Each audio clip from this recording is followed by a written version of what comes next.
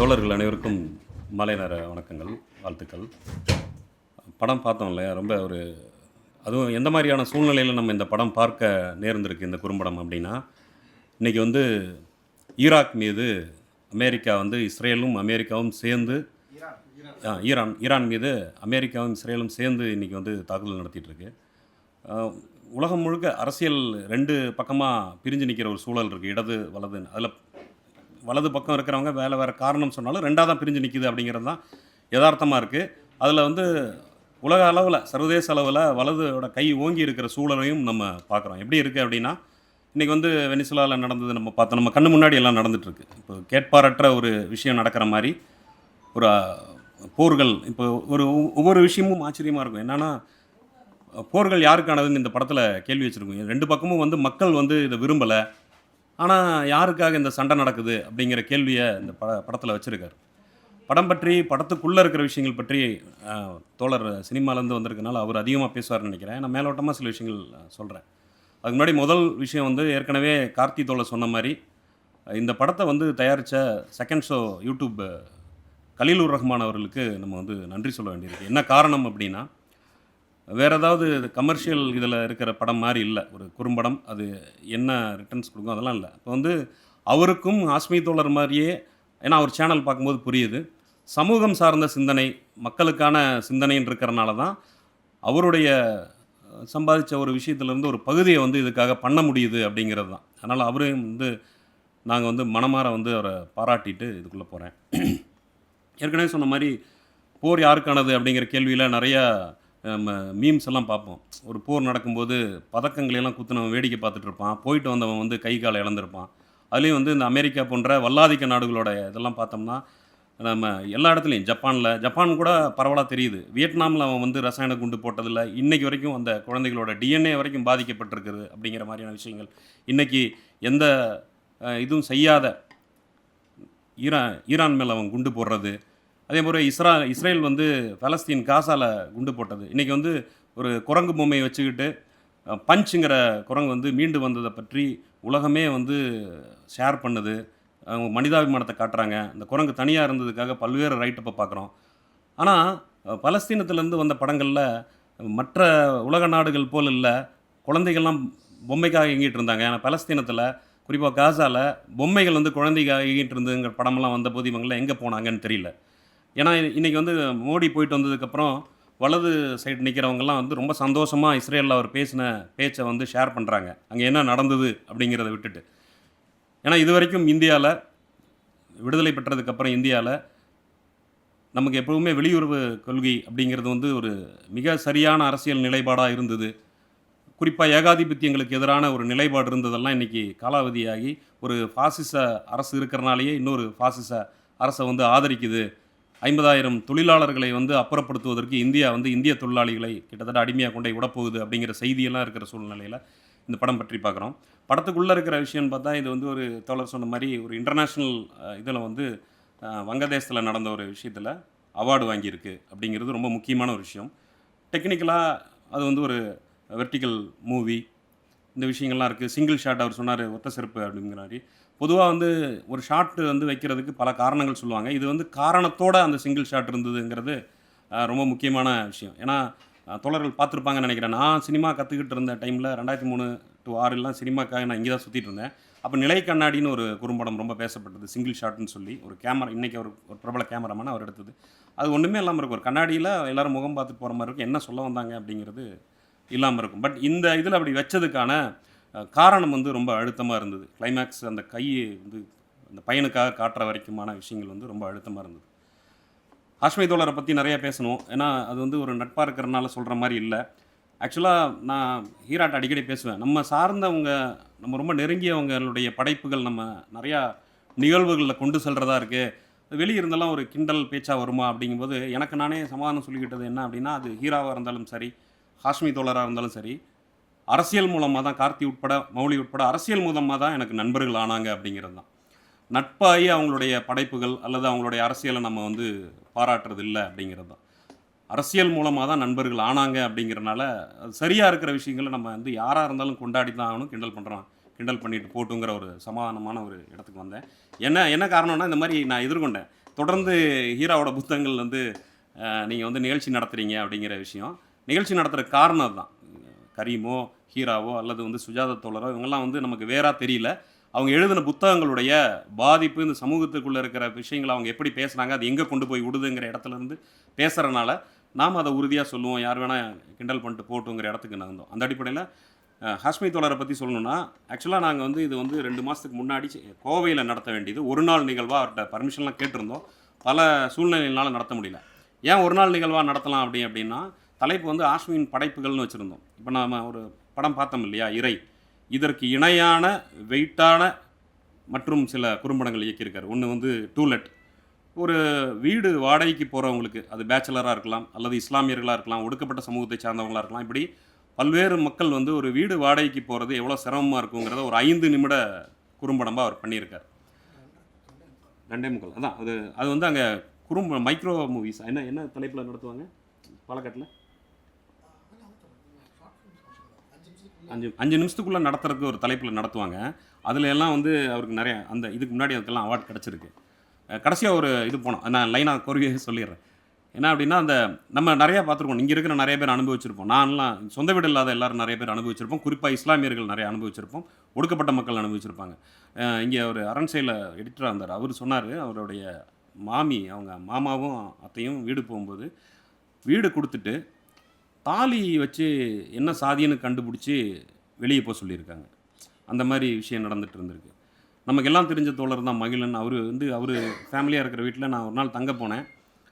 என்னை பார்த்துட்டு நான் குளிச்சுட்டு இருக்கும்போது கதவை தட்டி கிட்டத்தட்ட உடைக்கிற அளவுக்கு உள்ளே வந்து நான் அப்படியே அந்த துண்டோடு என்னை வெளியே இழுத்துட்டாங்க சாதியை கேட்டு. இதெல்லாம் நடந்துச்சு. முதல் முறையாக நான் சாதி எதிர்கொண்டது இங்கே மகிழன் வீட்டில், இங்கே குடம்பாக்கத்தில் அவர் குடியிருக்கும்போது தான் நான் சாதி எதிர்கொண்டேன். அந்த விஷயங்கள் எல்லாம் அவர் வந்து சொன்ன மாதிரி ஒரு 2.5 நிமிஷம் ஒரு குறும்படத்தில் அதோட ரொம்ப அழுத்தமாக அந்த வீடு கொடுக்குறவங்களுடைய மனநிலையை ஒரு சின்ன கண்ணு வழியாக காமிச்சிருப்பார். இது எவ்வளோ ஏளனமாக மற்றவங்கள பார்க்குது, அதிலும் கொடுமையாக மற்றவங்கக்கிட்டையாவது கொஞ்சம் பதில் சொல்லுவார். இறுதியாக வந்து சமூகத்தின் அடுத்த கட்டத்தில் இருக்கக்கூடிய நபர்களாக இருக்கக்கூடிய, ஒடுக்கப்பட்டதில் இன்னும் கீழாக இருக்கக்கூடிய திருநங்கைகள், திருநம்பியர்கள் வந்து வீடு கேட்கும்போது பதிலே சொல்லாமல் கதவை சாத்துற மாதிரி அந்த இதை அடைச்சிக்கிற மாதிரி வச்சுருப்பார். இன்னொன்று வந்து களவு அப்படின்னு ஒரு படம். அது வந்து சில பிற்போக்கான விஷயங்களில் அது என்ன சிக்கல் இருக்குது அப்படிங்கிறத பேசியிருப்பாங்க. அந்த களவு வந்து அவருக்கு தெரியலன்னு வந்து அரசியலாக வந்து அது ரொம்ப முக்கியமாக எடுத்தது. ஏன்னா ஒரு அரசியலற்ற விமர்சனங்கள் சிலது வரும். இப்போ வந்து ஒரு ஃபர்தா பற்றி ஒரு விமர்சனம் இருந்தது, ஒரு நண்பர் ஒருத்தர் எடுத்த படம் தான். அந்த படத்தில் என்னவா இருந்தது அப்படின்னா, ஏன்னா அந்த டைமில் வந்து நான் மாக்காய்கள் இருந்து குறிப்பாக ஒரு புத்தகம் படிச்சுட்டு இருந்தேன். என்னென்னா ஆணாதிக்க உற்பத்தி முறை அப்படிங்கிறது.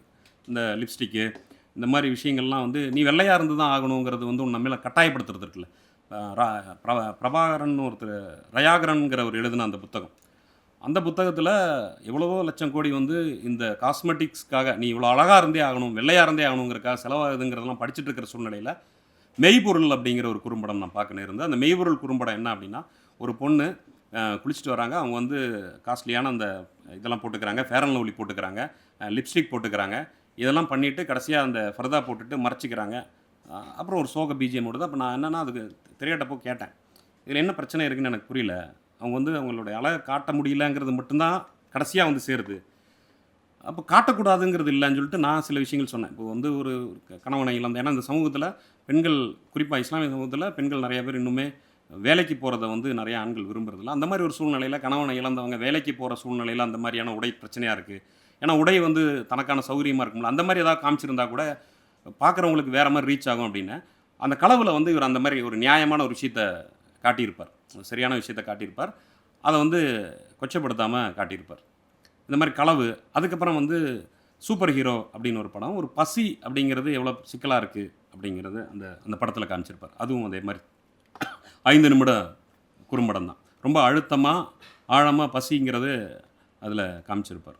அதுக்கப்புறம் ஸ்வீட் பிரியாணி நிறைய பேர் பார்த்துருப்போம்னு நினைக்கிறேன். ஏன்னா இங்கே திரையாடலாம் நடந்தது இந்த மாதிரியான. அதனால் அவருடைய படைப்புகளை வைத்து அவரோடு உரையாடுவது அப்படிங்கிறது ஒரு நாள் நிகழ்வாக திட்டமிட்டிருந்தோம். அதுதான் இங்கே இப்படி நடக்க வேண்டிய சூழ்நிலை ஆயிடுச்சு பல காரணங்களால். பரவாயில்ல, ஒரு நல்ல ஒரு அனுபவமாக தான் இதுவும் இருக்குது. இப்போ பொதுவாக வந்து தோழர் வந்து இந்த படம் பண்ணுற விதம் இருக்கு இல்லையா, அது ரொம்ப ஆச்சரியமாக இருக்கும். ஹீரா வந்து எழுத்தாளரானது அப்படி தான். எப்படின்னா ஒரு படம் ஒன்று, கோவையில் நடந்த கலவரம் சம்மந்தமாக ஒரு படம் வந்து 2011 நான் ஷேர் பண்ணியிருந்தேன் ஃபேஸ்புக்கில். அதை பார்த்துட்டு அவர் கேட்டார். அப்போ அதுக்கப்புறம் அதுக்குள்ளே அவர் ஒரு 4½ ஆண்டுகள் ட்ராவல் பண்ணி அதை எழுதினார். அது புத்தகமாச்சு. இன்னைக்கு வரைக்கும் அந்த புத்தகம் வந்து பல பேர் எங்கெங்கேயோ சந்திக்கும் போது என்கிட்ட சொல்லுவாங்க. அது நான் அவர்கிட்ட அப்போவெல்லாம் சில பேரெல்லாம் கேட்டு ஃபோன் பண்ணியெல்லாம் பேச கொடுத்துருக்கேன். நிறைய என்னுடைய மாணவர்கள் சிலர்லாம் வந்து என்கிட்ட சொல்லியிருக்காங்க. அவர்கிட்டையும் பேச வச்சுருக்கேன். மாணவர்கள்லாம் வந்து சேருவாங்க. அப்புறமா அந்த புத்தகத்தை பார்த்தா கேட்பாங்க, இவங்க தெரியுங்களா அப்படின்னு. அப்போ என்னன்னு கேட்டபோது, இந்த மாதிரி நான் இந்த மாதிரி ஒரு மென்டாலிட்டியில் இருந்தேன். இந்த புக்கு படித்ததுக்கப்புறம் நான் வந்து ஒரு நியூட்ரல் ஆனேன் அப்படின்னு. ஏன்னா மார்க்சிம் கார்கி சொல்லுவார், சமூகத்தை மாற்ற புறப்பட்டவனுக்கு உதவுவது தான் கலை இலக்கியத்தோட வேலை அப்படின்னு. அந்த அடிப்படையில் நான் வந்து இவர் ஆஸ்மியும் அப்படி தான் பார்க்குறேன். ஏன்னா இப்போ இவர் இந்த 2 விஷயம் என்கிட்ட சொல்லியிருக்காரு. ஒன்று வந்து இந்த களவு பண்ணும்போது ஃபேஸ்புக்கில் அப்போ பிரபலமாயிட்டு இருந்த ஒரு புகைப்படம். எல்லாரும் மூஞ்சியும் மூடப்பட்ட ஒரு ஃபர்தாக்குள்ளே இருக்கிற ஒரு புகைப்படம் பார்த்துட்டு தான் அதற்கான ஒரு இது. அதுக்கப்புறம் அவர் அந்த படம் பார்த்தீங்கன்னா புரியும். ரொம்ப ஆச்சரியமாக இருந்தது அது ஆரம்பமே. அது மட்டும் இல்ல, அதில வந்து ஒரு ஒரு விஷயத்த பண்ணணும், ஒரு குறிப்பிட்ட நபரை நடிக்க வைக்கணுங்கும்போது, இஸ்லாமிய சமூகத்துக்குள்ள இந்த மாரி விஷயம் இருக்குமா? அப்படிங்கிறது வந்து எங்கிட்டயும் ஹீராட்டயும் வந்து கோயம்புத்தூர் வந்து டிஸ்கஸ் பண்ணிட்டு போனாரு. இந்த உழைப்பு வந்து ரொம்ப முக்கியமானது. ஏன்னா, இப்போ சமீபத்தில இவரு தமிழரசன் ஒரு அந்த எழுத்தாளர் படத்தோட இந்த படத்தோட எழுத்தாளர் இருக்கு இல்லையா? இப்போ த தமிழரசன் சிறையுடைய. அவர் வந்து சொல்லியிருந்தாரு, ஒரு 50, 60 ஆண்டு காலமா நம்ம குத்தி கிழிச்சிட்டு இருக்கோம். அதுக்கு நம்ம மாறு செய்யணும் அப்படிங்கிறது. அந்த மாரி இப்ப திரைப்படமெல்லாம் வந்து ஒரு இஸ்லாமிய ஃபோபியா, இஸ்லாமிய வெறுப்பு இருக்கும்போது, ஒரு குறும்படத்தில கூட நம்ம வந்து ஏதோ ஒரு இடத்துல தவறு செஞ்சிடக்கூடாது அப்படிங்கிறதுல ரொம்ப கவனமா இருந்தது அப்படிங்கிறது அது புரிஞ்சுது, அந்த உழைப்பு. அதே போல தான் வந்து ஒரே ஒரு வரி தமிழ்ச்செல்வன் தோழரோட ஒரு வரி படிச்ச உடனே இன்ஸ்பிரேஷன் ஆகி தான் சூப்பர் ஹீரோன்னு ஒரு படம் எடுத்திருக்காரு. அந்த குறும்படம் எடுத்திருக்காரு. இந்த குறும்படம் திரையிடலுக்காக நான் வந்து அவரோட வந்து பாலக்காடு போயிருந்தேன். பாலக்காடு போனப்போ அந்த குறும்படத்துக்கு தான் அதிகமான கிளாப்ஸ் பண்ணாங்க. நீங்க வந்திருந்தீங்கல்ல? நெறைய கிளாப்ஸ் பண்ணாங்க. எல்லாம் ரொம்ப பாராட்டுனாங்க. ஆனா அதுக்கு அவார்ட் குடுக்கல. அது ஏன் குடுக்கல அப்டின்னா, அதுதான் அங்க அங்க இருந்த ஒரு முக்கியமான விஷயம். அங்க என்ன சொன்னாங்கன்னா, இவரோட ரொம்ப குவாலிஃபையா இருக்கு. ஓவர் குவாலிஃபையா இருக்கு. ரொம்ப நல்லா இருக்கு இந்த படம். ரொம்ப திறமையா எடுத்திருக்காங்க. நாம வந்து அமைச்சர்கள வந்து ஊக்குவிக்கிறதுக்காக இது அவங்களுக்காக குடுத்துர்றோம் அப்டின்னு சொன்னாங்க. அப்புறம் வெளிய வந்து எல்லாருமே தோழர்ட்ட பேசிட்டு இருந்தாங்க. அப்போ ஒருத்தர் வந்து தோழர்ட்ட கேட்டாரு. இதுதான் தோழரோட அரசியல் புரிதல்னு நெனைக்கிறேன். "என்ன படம் எடுத்திருக்கீங்க? பசி எல்லாம் அவ்வளோ பிரச்சனையா? இன்னைக்கெல்லாம் சோறு இல்லாம யாராவது இருப்பாங்களா?" அப்படின்னு கேட்டார். அப்ப தோழர் சொன்ன ஒரு வார்த்தை ரொம்ப முக்கியமானது. எல்லாருமே வந்து உங்க கண்கள்ல இருந்தே உலக பார்த்தீங்கன்னா, பசி இல்லாம தான் இருக்கும் அப்படின்னாரு. இன்னைக்கு நம்ம பார்க்குறோம் சில ஊடகங்கள்ல அப்பா, மகள்லாம் உட்காந்துட்டு ஃப்ரீ பஸ் எல்லாம் வேஸ்ட்டு.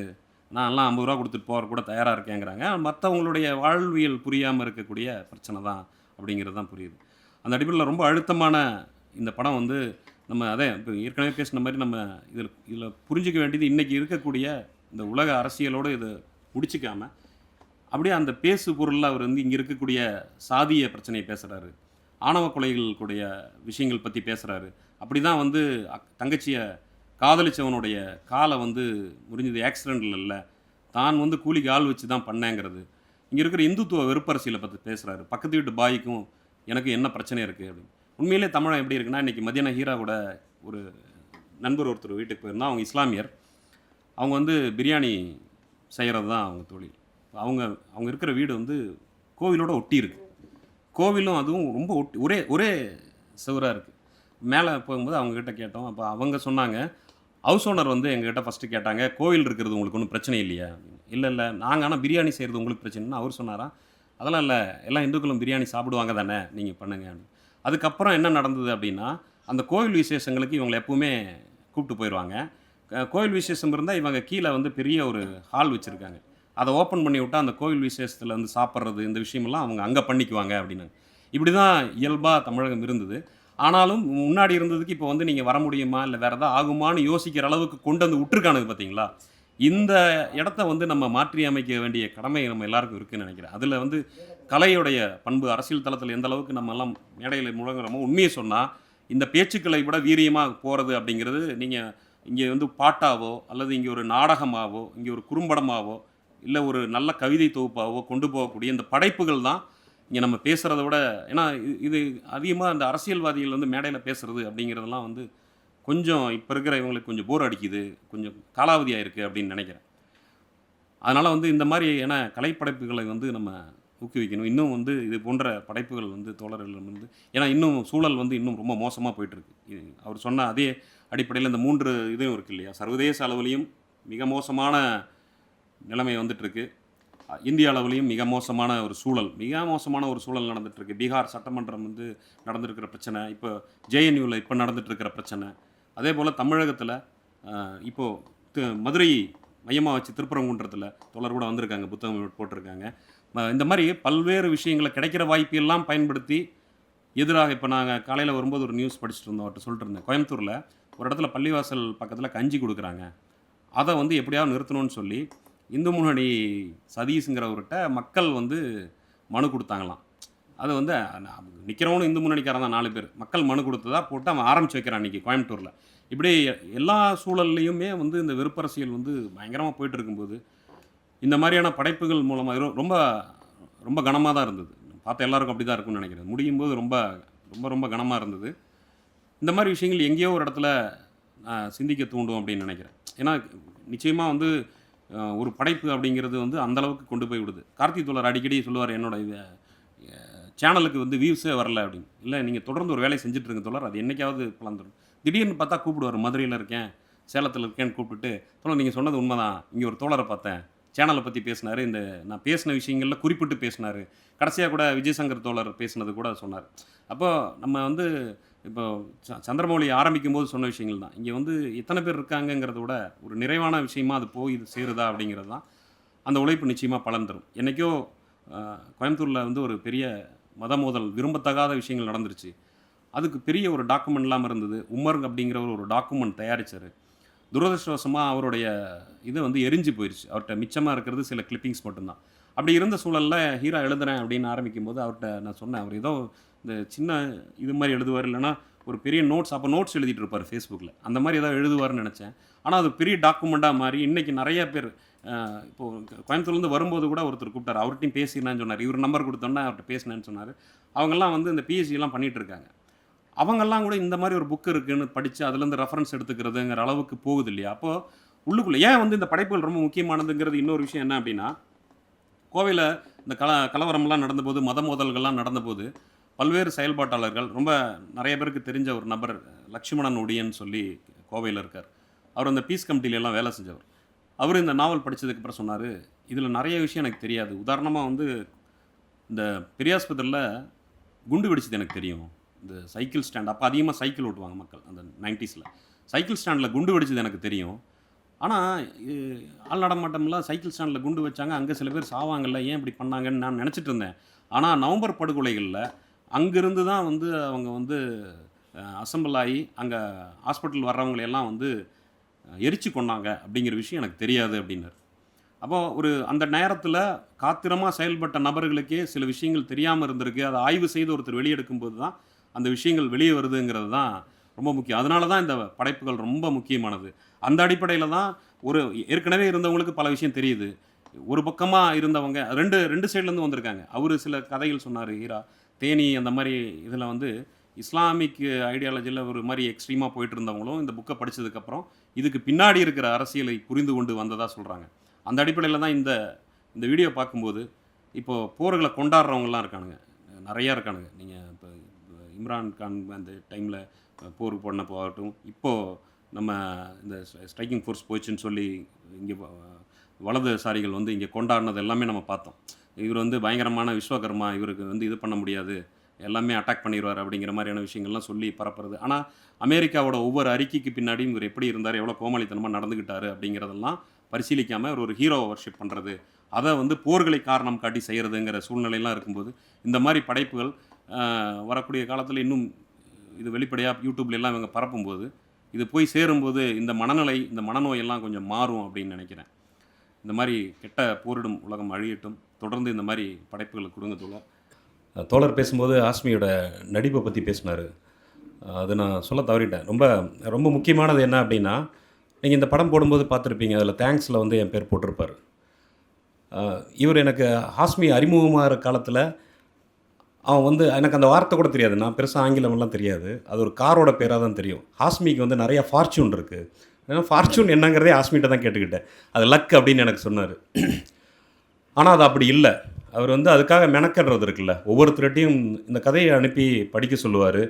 அதில் யாரையாவது காயப்படுத்துகிறோமா, அந்த மாதிரி விஷயங்கள் இதெல்லாமே பகுப்பாய்வு பண்ணி அரசியல் என்ன இருக்குங்கிறத நிறையா தோழர்கள்ட்ட கேட்டு அவங்களுக்கெல்லாம் தான் அவர் தேங்க்ஸ் போட்டிருக்காரு.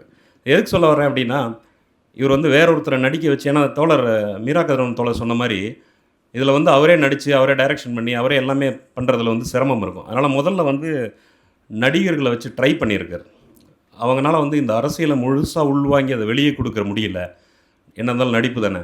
அப்போ இவருக்கு அந்த அரசியல் உள்வாங்கினனால அது சாத்தியமாயிருக்கு அப்படிங்கிறது தான். அப்புறம் ஒரு தடவை வந்து ஒரு தோழர் கோவையில் இருக்கார். அவர் பேர் சொல்லலாமான்னு தெரில. ரொம்ப மூத்த முக்கியமான தோழர் அவர். அவர் வந்து என்ன பண்ணுவார்னா, படம் வந்திருக்கா நம்ம ஆளுகளா அப்படிம்பார். நம்ம ஆளுகளானா ஜாதி இல்லை, அவரு சொல்கிறது வந்து இடதுசாரி சிந்தனையாளர்கள். ஆமாங்க, படம் மொக்கையாக இருக்கும்ப்பா மேக்கிங்பார். தோழர்கிட்ட வந்து நான் மொத்த படைப்பையும் வாங்கி அவர்கிட்ட காமிச்சேன். அவர் பரவாயில்ல, மேக்கிங் ரொம்ப நல்லா இருக்குன்னாரு. குறும்படத்தில் மேக்கிங் ரொம்ப நல்லா இருக்குன்னாரு. நம்ம சைடில் இருந்து அந்த விஷயத்தை செய்கிறது அப்படிங்கிறது ரொம்ப முக்கியமானது. ஏன்னா பொதுவாக கண்டென்ட்டை மட்டும் பார்ப்போம். கண்டென்ட் ரொம்ப முக்கியம் தான். ஆனால் கண்டென்ட் மட்டும் பார்ப்போம், ஆர்ட்டை விட்டுருவோம். அதை வந்து பேலன்ஸ் பண்ணுற இடம் ரொம்ப முக்கியமானது. இறுதியாக ஒரு நம்பிக்கையான வார்த்தையை சொல்லி முடிச்சிடலாம் அப்படின்னு. தோழர்கள் கார்த்தி தோழர் இவர் சொன்ன மாதிரி துரந்தர் மாதிரி பல கோடி படம் போட்டு வலதுசாரி சிந்தனைகளை வந்து இது பண்ணிட்டே இருக்காங்க. அதுக்கு 2 உதாரணங்கள் சமீபத்தில் கந்தன்மலை படம் வந்தபோது இங்கே எப்படி ட்ரோல் ஆச்சோ அதே மாதிரி கேரளா ஸ்டோரிங்கிற படம் வந்து கேரளாவில் கண்ணா பின்னான் ட்ரோல் ஆகிட்டு இருக்கு. தோழர் சொன்ன மாதிரி புதிய வடிவங்கள் மக்கள்கிட்ட வந்திருக்கிறனால வெறும் மொபைலில் அந்த கேரளா ஸ்டோரியை கிண்டல் பண்ணி அவ்வளோ படம் இன்றைக்கி சங்கிகள் கூட அதுக்கு ஆதரவு அளிக்க முடியாத அளவுக்கு ஓடி போகிறாங்க மீடியாஸ் கேள்வி கேட்டால். ஏன்னா கொஞ்சம் முயற்சி பண்ணாங்க, பாதிக்கப்பட்டவங்கன்னு ஒரு கோஷ்டி கூப்பிட்டு வந்தாங்க. அவங்கெல்லாம் வட இந்தியாவை சேர்ந்தவங்க தானேன்னு கேள்வி கேட்டோம்னா அதுக்கெல்லாம் பதில் சொல்ல முடியாமல் அப்புறம் ஒரு லேடி வந்து எனக்கு வந்து இந்துத்துவா கூட சம்மந்தம் இல்லை, ஆனால் எனக்கு தெரியும் பாதிக்கப்பட்டவங்கன்னு போட்டாங்க. அதையும் இன்றைக்கி இருக்கிற சமூக ஊடகத்தில் அந்த ஃபேஸு வந்து டிடெக்ட் பண்ணி அந்த அம்மா சங்கீதாங்கிறதையும் எடுத்து போட்டு அம்பலப்படுத்தினதுக்கப்புறம் சங்கிகள்னால் கூட முட்டு கொடுக்க முடியாத அளவுக்கு இப்போ நின்றுட்டுருக்கு அந்த படம் அப்படிங்கிறது தான். ஒருவேளை வந்தாலும் கந்தன்மலை நிலைமை தான் அப்படிங்கிறது தான் கேரளாவில் இருக்குது. அந்தளவுக்கு ட்ரோல் பண்ணியிருக்காங்க. அதனால தான் சொல்கிறோம் திரும்ப திரும்ப இந்த மாதிரி படைப்புகள் படங்கள் எல்லாமே என்ன பண்ணும் அப்படின்னா, இந்த மாதிரி பெரும் நம்ம களத்தில் போராட்டம் அதான பெரிய ஆதிக்கத்துக்கு எதிராக தான் நம்ம சிறு கூட்டமாக நிற்கிறோம். எவ்வளோ கோடி போட்டாலும் சரி, அதை நீங்கள் ஒரு மொபைலில் கூட ட்ரோல் பண்ணி கரெக்டாக மக்கள் சார்ந்த அரசியலை பேசிட்டோம்னா அடித்து வீழ்த்த முடியுங்கிற நம்பிக்கையோடு இதை முடிச்சுக்கிறேன். நன்றி, வணக்கம்.